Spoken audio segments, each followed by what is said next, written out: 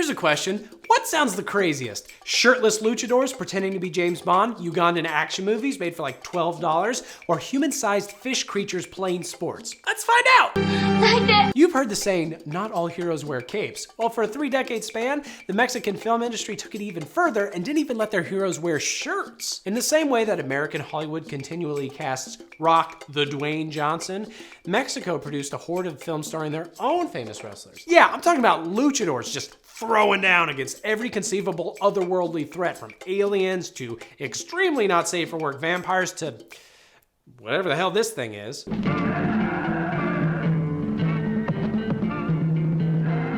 The most famous film like Luchador, El Santo, personally starred in nearly 50 films that inexplicably required an overweight man in a mask to just get in there and start saving people.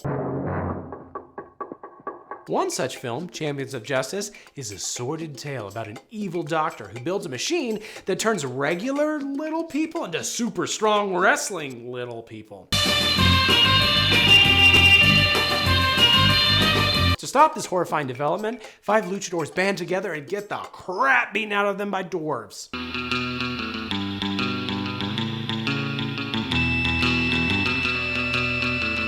In Santo contra El Cerebro del Mal, Santo is brainwashed into an unwilling minion of Dr. Campos. Think Hawkeye in Avengers, but if he actually bothered to wear a mask. To break the curse, another luchador pounds Santo in the face until his brain is no longer malo, and then together they go kill a bunch of gangsters. This is what's known in the industry as a perfect script. Then, in a decidedly sexy turn for the genre, the movie Operacion 67 capitalized on James Bond's popularity by recasting the suave British spy as a huge frickin' masked Mexican wrestler.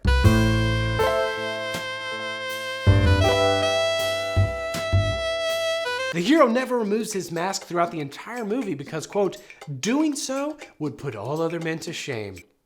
Amen. Also, there's another movie called Neutron the Atomic Superman versus the Death Robots. You wouldn't think it, but it's got layers. I'm just a man who believes in the triumph of justice and who goes after it in a rather unorthodox way. Eventually, the luchadors conquered all evil in the known galaxy and the genre just kind of petered out. Also, I guess, nobody really wanted to watch El Santo versus weakening eyesight and the doctor who says he should stop clotheslining people for the sake of his heart.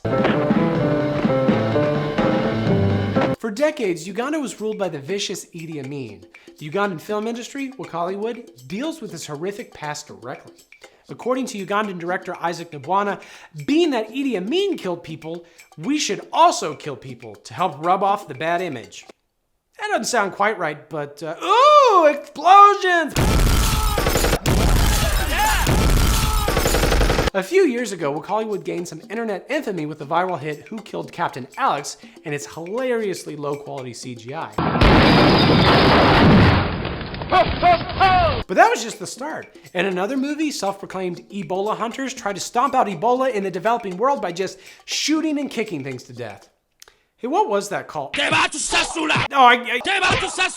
gotta get it! I'm moving on!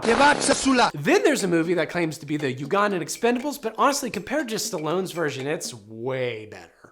Ugandan Expendables! On coming soon!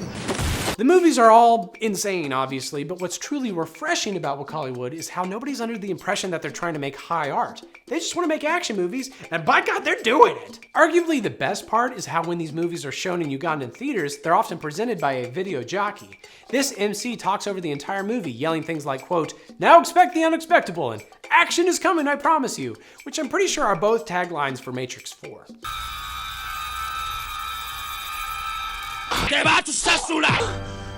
Every showing is basically a live Mystery Science Theater 3000 episode wherein the audience and MC riff on a film that was only ever intended to be riffed on. It's basically a genre tailor-made for you and your stoned friends who love to just yell over absurd movies in your mom's basement. They've got a Patreon you should absolutely support because unlike a typical Hollywood production that uses audience money to pay for sexual harassment lawyers, money donated to Hollywood covers things like an Adobe Premiere license and freaking electricity. And besides, how many stupid Marvel movies feature a post-crucifixion Jesus with a rocket launcher?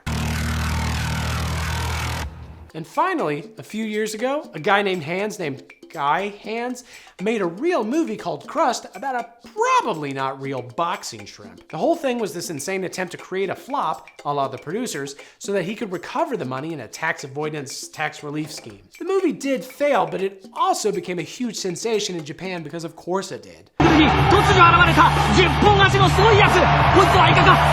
And as such, several spin-off sea life sports films came out, like The Calamari Wrestler and Crab Goalkeeper, which kind of sounds like something David Beckham might catch on a work trip.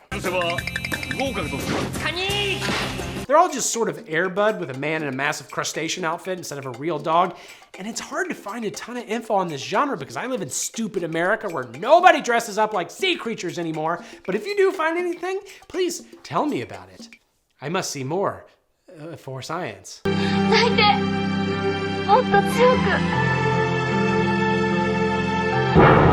Who wins?